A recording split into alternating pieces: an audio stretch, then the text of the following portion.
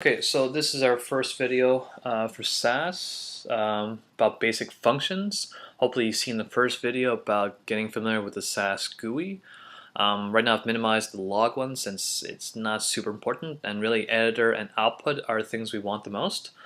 So with SAS there's two different types of steps, the data step and the proc step. Normally a data step comes first, and that's when we're importing data. But for basic functions, let's say we're adding two values together, we don't actually have any data to import. So we need to use a proc step. More specifically, we're using a very specific proc step called proc iml. And so one nice thing about SAS, as you can see here, is that proc iml is color-coded in a navy bluish color. And I'm just going to quickly type in quit because that's the end statement here. And again, it is color-coded.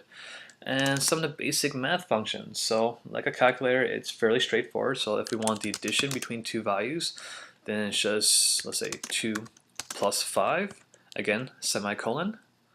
If we wanted subtraction between two values, let's say 2 minus 5, and then multiplication, 2 times 5, and division, 2 divide 5, the forward slash. Now the next ones are maybe not as intuitive. If you want the exponential of it, then it's exponential of the value within soft brackets. Let's say you want the logarithm. So the regular logarithm, which is log base 10, you'll actually have to say log 10 and then the value within soft brackets. And the reason behind this is because if you want the natural log, which is technically log base e, this is actually just log and soft brackets. And then to get the power, it's 2 followed by 2 times symbols and then the value. So again, notice here the 2 times values in a row. That gets you your power function. And then once you've done that, then you'll actually have to type in print, and then you can pick whichever one you want. So let's say add, we want the division, the log 10, and let's say the power. And again, finish by a semicolon, and you'll select the entire thing, and then hit the running man, and you're done. Now alternatively, since there's only one command here or calculation that we're doing here, or sorry, proc step really, you can actually just click off it, and if you hit like this, it'll submit the entire thing in the editor.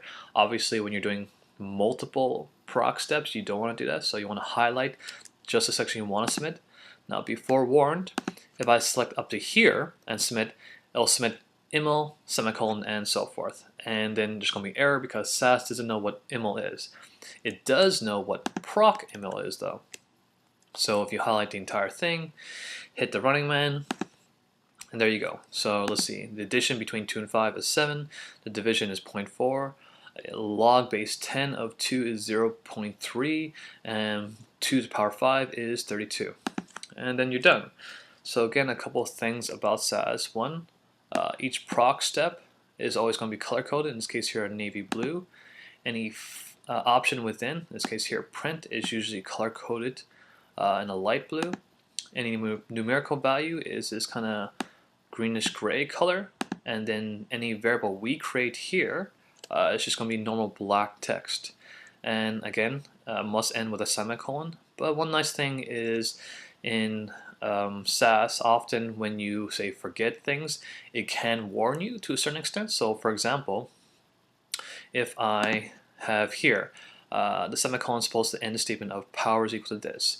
If I forget this line, then the end line actually ends here at this semicolon, but then print, which should be in blue, doesn't come up. So this is where I know where the error is.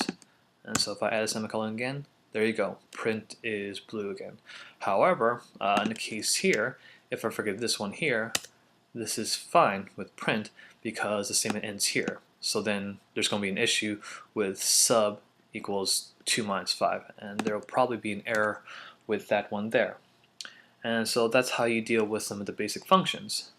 Now let's quickly talk about scalars and with vectors and matrices. What you just saw there was a scalar value. So let's say you want to do some numbers to a vector or a matrix. So again, proc iml, quit. Now to create a vector, you'll just type in a variable name, so I'm going to just call it vec, and you'll use the curly brackets, which look like this. And then you'll just type in whatever values you want, separate by spaces, and there you go. This creates your first vector, and again, a semicolon. Now if you want to create a matrix, which is a 2D version of a vector, you'll do the exact same type of thing, 2, 3, 4, 5, but then let's say I want to make a 2 by 5, then you put a semicolon, sorry, you put a comma, and then the next value, so 6, 7, 8, 9, 10, end it, and then a semicolon, and there you go. So this creates, this line here will create a vector, while the following line that looks exactly the same except separated by a comma will create a matrix. And if I do print, and then vec and mat, semicolon, now again, I can easily hit the run command here, but it will submit everything since I don't want it. I'll just highlight the specific part I want, run it, and there you go here. So let's make this larger, and then you can see that right here the vector is 1, 2, 3, 4, 5, whereas the matrix is 1, 2, 3, 4, 5, 6, 7, 8, 9, 10. And similar to with the scalar values, you can easily do some basic functions to them. So let's say you wanted to do a vector equal to 1, 2, 3, 4, 5, and you can say add a constant to it.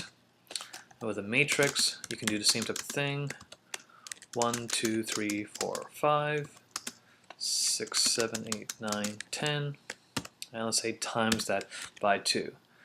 And then again, we would print the vector and the matrix.